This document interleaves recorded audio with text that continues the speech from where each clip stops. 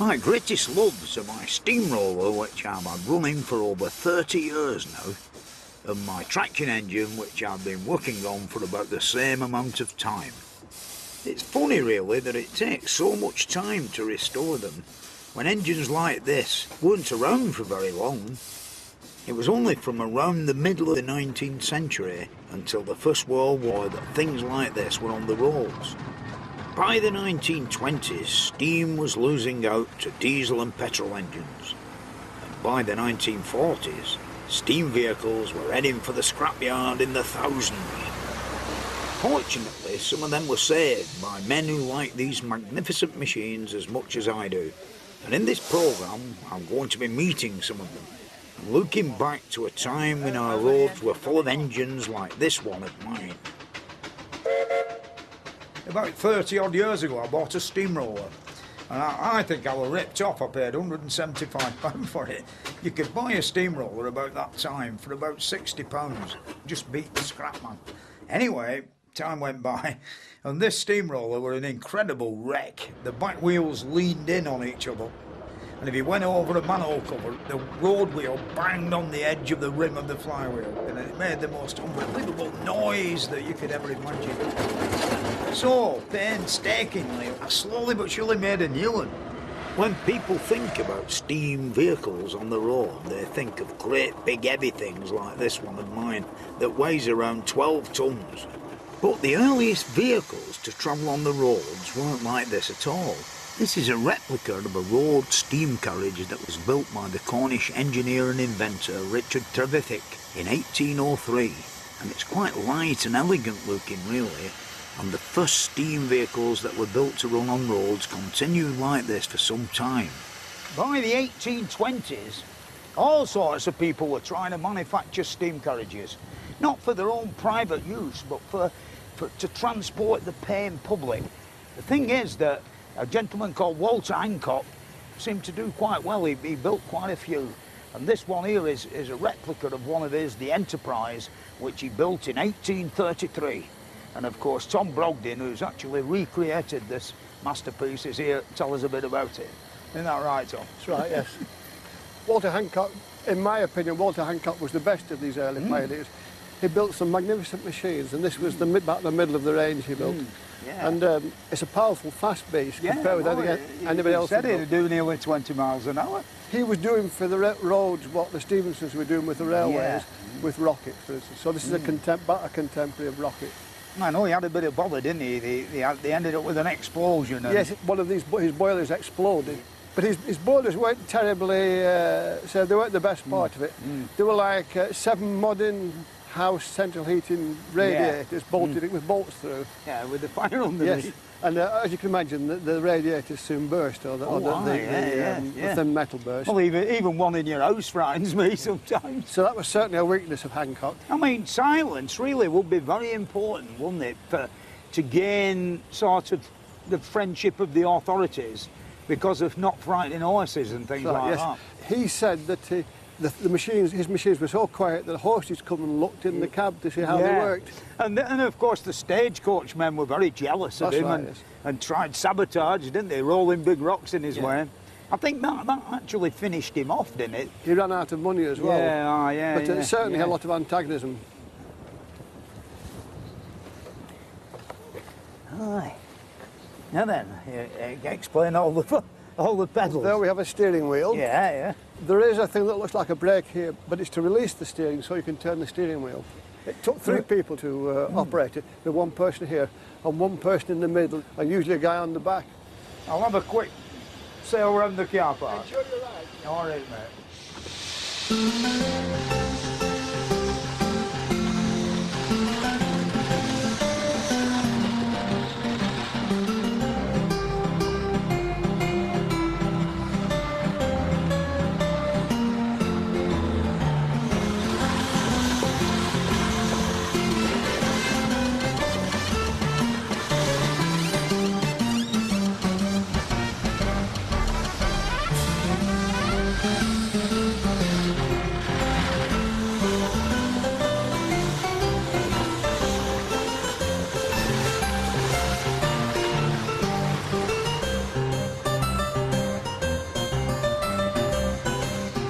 Steam carriages like this proved to be an efficient form of transport, but they were badly let down by the state of the roads, and they never really took off in the way that railways did. What we got instead was the traction engine, and in the second half of the 19th century and the early part, great big the common sight on the roads and in the countryside. Road locomotives provided the heavy haulage of the day, and steamrollers were developed to build the roads they ran on. In the fields, traction engines were used for ploughing and thrashing, and showman's engines hauled fairground rides round the country and provided the power to operate them. An engine like this could weigh anything up to 20 tons. Basic locomotives. This bit, of course, on a locomotive is the main bit, you know, that joins the square bit up to the round bit. And this is the boiler barrel, which is the round bit.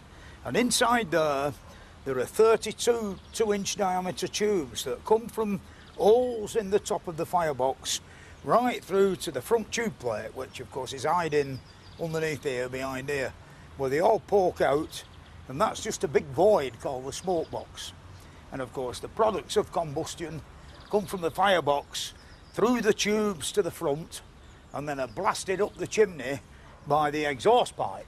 It's turned into the base of the chimney, forming a vacuum in the back axle.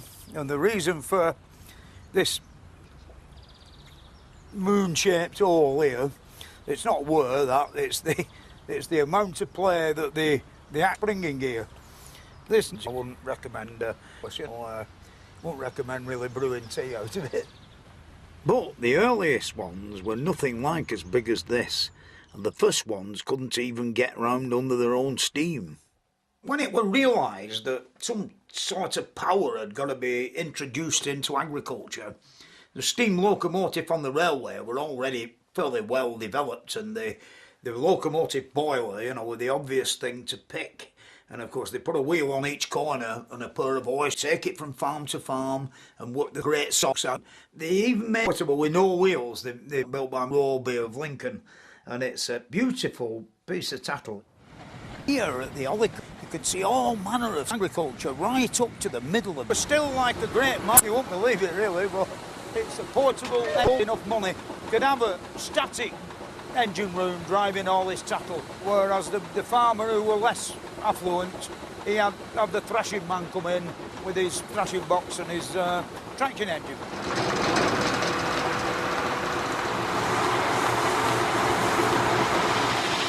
This one here was built by Roby's of Lincoln in 1915. It drives a great thing called a rack saw with a 5-foot blade on it that of course will saw great trees into planks and wood for making post and rail fences and all that type of stuff. The semi-portable was good for jobs like running a sawmill, where the wood could be brought to the engine. But they also needed engines that could get round the farm under their own steam.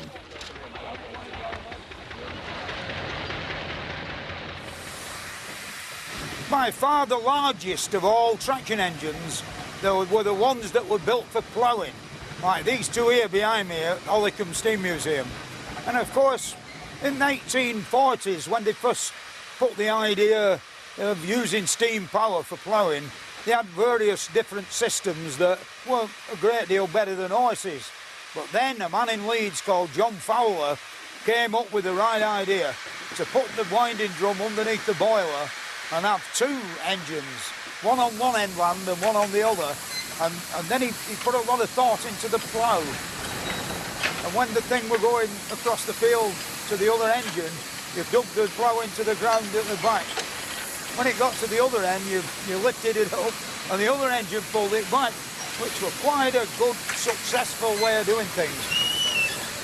If you go to Lincolnshire and you see the fields all lovely and flat and big, I think that Mr. Fowler really were responsible for that. With a bit of God's help, very beautiful and level.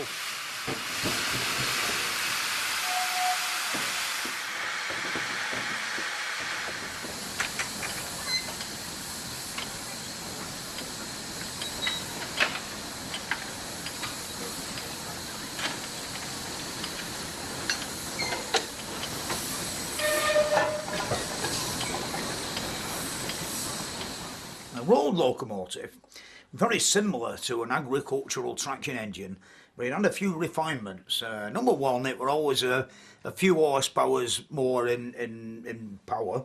It had 3 gears, most of them had 3 gears. It had an extra tank under the boiler for extra water so it could get a bit further. And here there's a beautiful example of a Forden road locomotive pulling 2 of its brothers that haven't been finished off and a threshing box at the back. Well, the engine itself is a very handsome piece of tackle, you know, and you can see it's got a beautiful finish on it. And made in Sandbach by Fordens, who of course are still making modern wagons to this very day.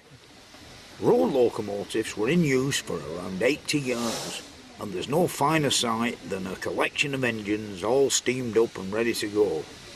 This is the Strumpshaw Steam Museum in Norfolk, and the man who owns it is Mr. James Key. You have to tell me how it all started. Well, my father, I think he was a deprived child and he didn't have a train set. Yeah. This is what originally started the whole thing off, I think. When combines first came, but the wheat used to be stacked and then, yeah. A different one? A different one. Yeah. Because they'd buy the complete set, £100 ready to win. Unbelievable. Then the rallies were just sort of starting, and that's what, and it sort of blossomed. Yeah, I know. Traction engines, Showman's engines, rollers, etc., and stationary engines, I think we've got approximately 30, but I never have counted them exactly. Yeah. It's very strange how it's all gone, isn't it? I mean, 30 years ago I paid 170 quid for my steamroller, and like, now they're asking like 20,000 now. They just for a clapped out steamroller. Yeah, you're very lucky now if you get a steamroller for 20,000, because I bought that Garrett there. I had to buy it off my father's, I don't know what you call a lady friend or whatever. Oh, yeah, I know, yeah. You know, there's a lot of that goes on in the world of steam. I had to pay 35,000 for that one. Yeah, and that really hurt. That did hurt. Mind you, it is a rare machine, that, isn't it? Yeah, that's the only 7-horse piston valve left, that one. That's unique, that little engine. It's like driving a Mini. It's a lovely little thing to drive. Can have a go on that one? Certainly, have the little Garrett. First traction engine I ever had a ride on with a Garrett. That's the only one you'll ride on, like it, because it's unique. Yeah, that's the only one left of that model. The traction engine made a big difference to farm work. The engineer could drive the traction engine to where it was needed, for things like pulling down and hauling big trees, and for threshing corn or sawing timber.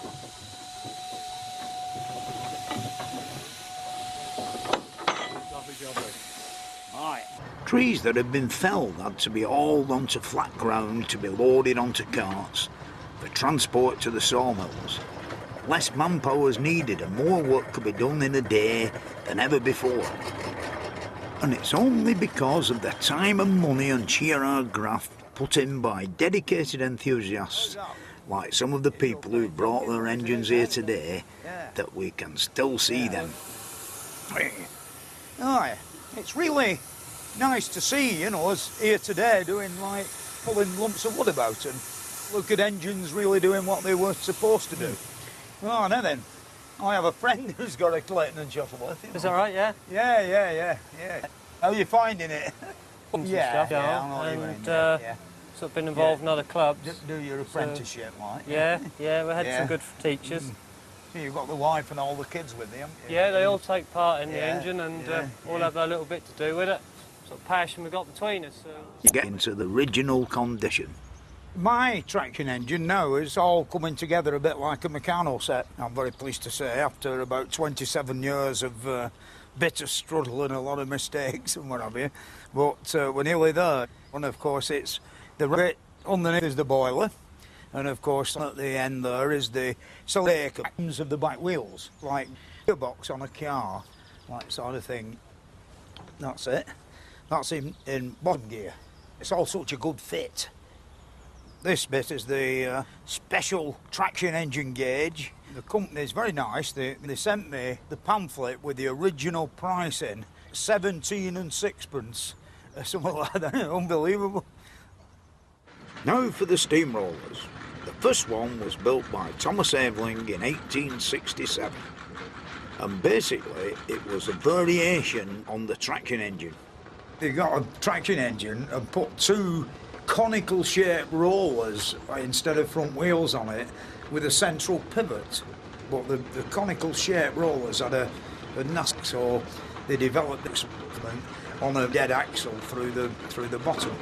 About 1930s they stopped making steamrollers, and of course the steamrollers that they made in 1930s lasted up till 1960s. They were so good, you know. I mean, even today when you're going along motorway, you know, and kids are in car and they say, "Oh, look, a steamroller." And it's not a steamroller really, it's a diesel roller, but they're all still referred to as the steamroller. A steamroller is a bit harder to handle than a traction engine, and they can be quite dangerous things, as I found out to my cost some years ago. I got this job dismantling some beautiful Victorian chimney stacks, and the grand plan was to lower the stones down off the roof of the building onto the trailer and then go with the steamroller and bring them back home. I got a phone call from a restaurant which is situated on top of a mountain outside of Bolton. And the man at the other end, he said, "I believe you've got these stones with holes in." I said, "Aye." He said, "How much will you sell us a wagon load for?" I said, "Give us 80 quid. And he said, "Yeah, very good."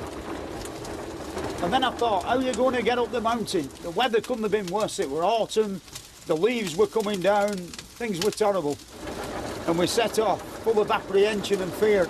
And we came to the bottom of the first big hill, and it went chuff, chuff, chuff, chuff, right up the hill, no trouble. It took us about an hour to unload the stones off the trailer, turn the engine round at the top of the hill.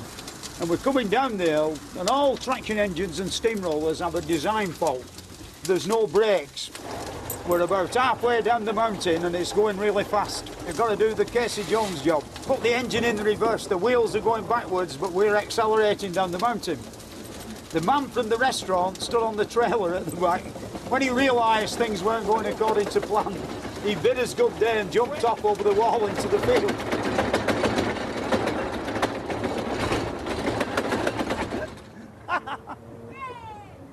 You might be laughing now, but 20 years ago, I come down this hill and the road were only half as wide as what it is now, and it were a one-way street, being pushed by a trailer that weighed 3.5 tons.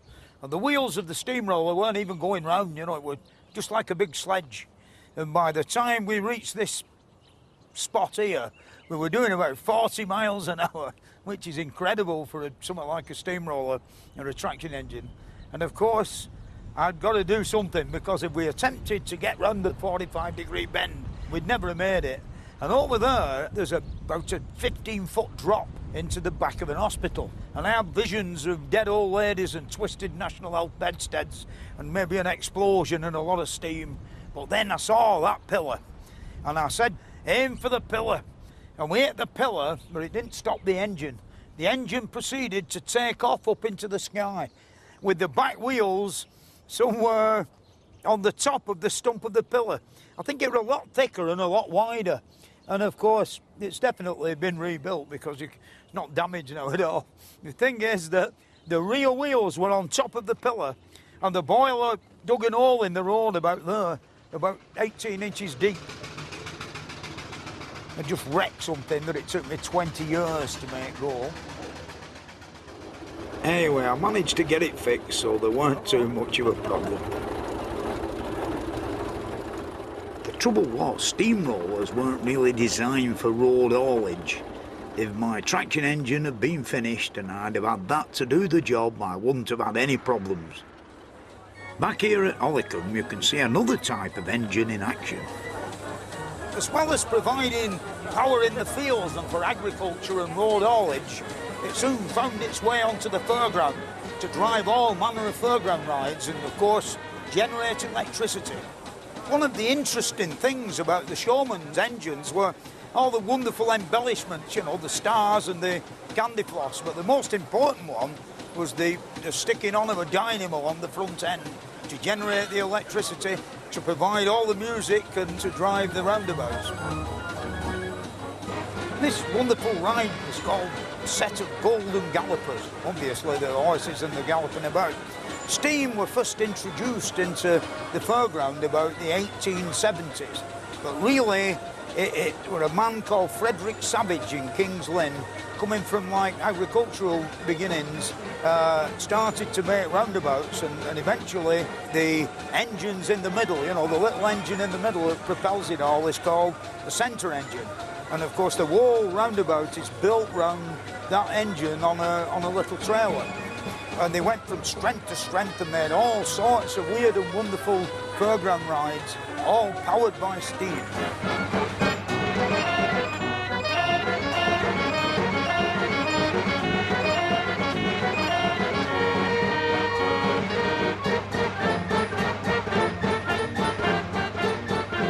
When you think most people only had oil lamps in their houses and electricity were a wonderful thing in itself. And of course these fellas arrived in the village. It was quite something to see all these lights glowing away.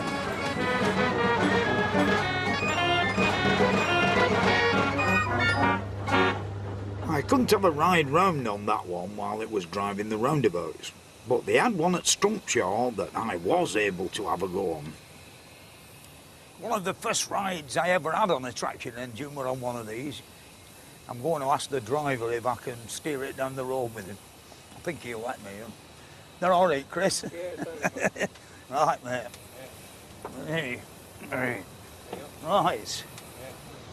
They made these engines in even more and more beautiful and bigger and more grander. And the very last that were ever made were made in 1930s. All the old ex-army wagons, even after the last war in 1945, there were lots of American heavy haulage wagons that pulled tank transporters. And of course, straight away the programme men jumped onto them and made really the showman's engine obsolete. Just disappeared. Well, you can't really see a lot driving one of these, can you? No, we're back over there. Yeah. Of course, in olden days, everybody got out the way, didn't they? Well, that's right, yeah. Yeah. By 1940, the scrapyards were full of derelict showman's engines in very sad condition. You could purchase one for a few £100, and now it's like 330,000 a piece. Incredible, you know. I think some of them programme men wish they'd have kept it in corner of a field somewhere. Thank you for the ride. I'll see you around later on. Okay, mate. See you, mate. Really, you can see that when these things were made, well, there weren't too many motor cars, and they were basically king of the road, you know, sort of thing. If anybody saw one coming, they got out at way. And like here at Strumpshaw, they've got a fine collection that, you know, most of them will run along the road. And this thing here is like the latest thing in modern technology in steam wagons. It's a Ford 6-ton overtight steam wagon. And I think Pip, the driver, is going to let me have a go in it, so I'm going to climb up and have a look round. Hi, hiya Pip, how are you doing, mate? I'm all right. Not so bad. Having an enjoyable day. Very good. Yeah. Take a seat. So, I know what the basic bits are like. That's the reversing lever. Yep. For going forwards and backwards. Yep. And this, of course, is the regulator. That's right. And this is the steering wheel. Yep. And I reckon that must be the brake. That's the handbrake. Yeah. And also we're lucky to have a foot brake on this one. As well. How many gears has it got? 3. Oh yeah, we've got luxury of 3 gears. Yeah. I think really we'll start off in bottom gear. We'll try for a bottom one. Yeah. What sort of speed does it do on the open road line? Well, we can get up to about 18, 19 miles an hour. Is the foot brake very efficient? Not bad. Yeah. These steam wagons were developed to a very high degree, and by 1936 and round about then, they were brilliant. They made the diesel wagon and the early petrol wagons puny looking. These steam wagons would do like 40 miles an hour with a trailer full of rolls of cloth, which big rolls of cloth are really heavy, and they used to come down the middle of Manchester Road like an express train. Everything got out at way, you know, with the safety valves blowing out at the top, and the driver hanging out the cab all black, you know, because it's a rather strange way of putting coal on, you know, it's like a dustbin, the boiler, inside the cab. with the lid on top, and when you lift the lid off, you know, all the heat and the muck's coming out in your face, and they still beat the what's it off a petrol engine. And then the men who sell the oil got a bit upset about it, and they altered the Road Traffic Act, so the axle weights became very important, and of course the weight of a steam wagon compared with a petrol wagon made it uneconomical to carry on with the steam wagon, even though as efficient and powerful that it were, they were slowly but surely abandoned. The traction engine, the foreground engine, survived up till about 1949, in some cases about 1950, and then finally all gone, you know. But for the preservationists and the restoration men, you know, I'm afraid they'd have gone forever. People don't realise there's nearly 4,000 steam-driven road vehicles in all of England. It's incredible, really. So there's still plenty of them around today.